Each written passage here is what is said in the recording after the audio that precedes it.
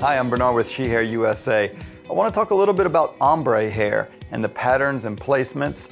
We get a lot of phone calls in the office about, do you have ombre? Or after I've purchased the ombre, the line didn't come out right, didn't look like I thought it would.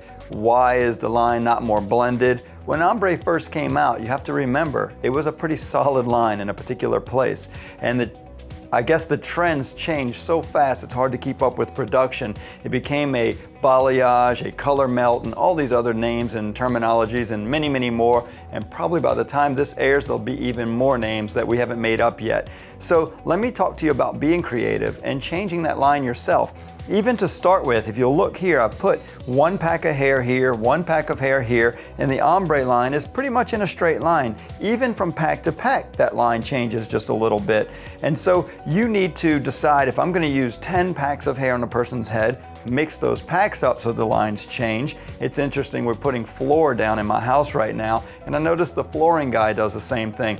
He doesn't pull all the flooring tiles from one pack and start putting them down. He's pulling from 10 different packs at the same time to make sure the colors blend well. And I kind of thought about, wow, that's what we do with ombre hair. Same thing, pull from different packs, but think about this. I'm going to do a little drawing on the board, but if you'll notice right here, all of the bonds are in one straight row, so there's a straight line here, which creates a straight line down here. Same thing with the brownish red to a little bit brighter red. So if you're putting bonds in and you're doing a straight line here, you have to realize that that line, as this hair comes down here, is going to end up somewhere like this, even if it's broken up a little bit. But think about this, if I put the hair in at a curve, I can curve my ombre line a little bit. I can put bonds in here and here and here and do a little bit of a zigzag pattern and change that ombre and break it up a little bit also. But what I'll do here in a second is show you an even more creative way. What I would like to do is I'm going to grab a few strands offset here and take a blonde piece that might not even match that exactly, or it does, and put it right over the top to break up that just a tiny bit. So maybe one row of blonde hair or brown hair above the ombre line. But what about if I put a blonde in between every one of these just to break up that line a little bit, bring some blonde into the brown, or if I put a brown in between there to bring some brown down into the blonde.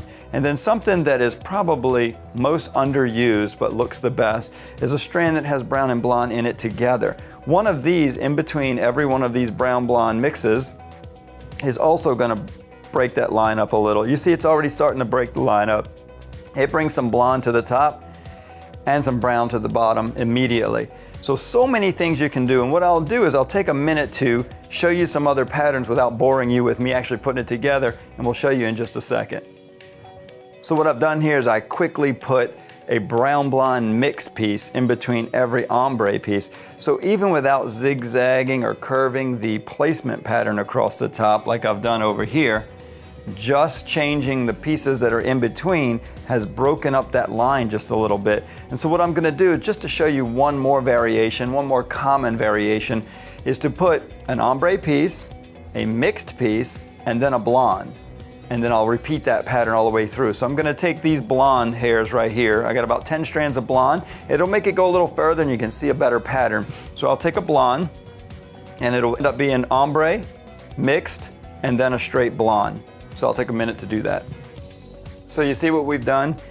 We broke it up just a little bit more. We went with 3 different colors. We have an ombre, a mixed brown blonde piece, and then a solid blonde. So what that's done is it's broken up this line even more, just to melt it together a little bit. Could you imagine if we did a little bit of a zigzag pattern or a curve just to blend it a little more?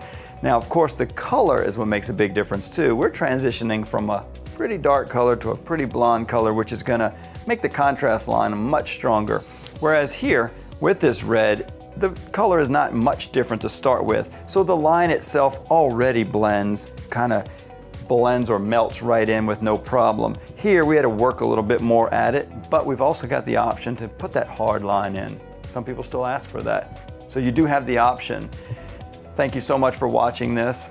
Many other tips and tricks on some other videos on how to blend some colors by heat sealing them together before they go in. So watch that video too. Thanks again for watching.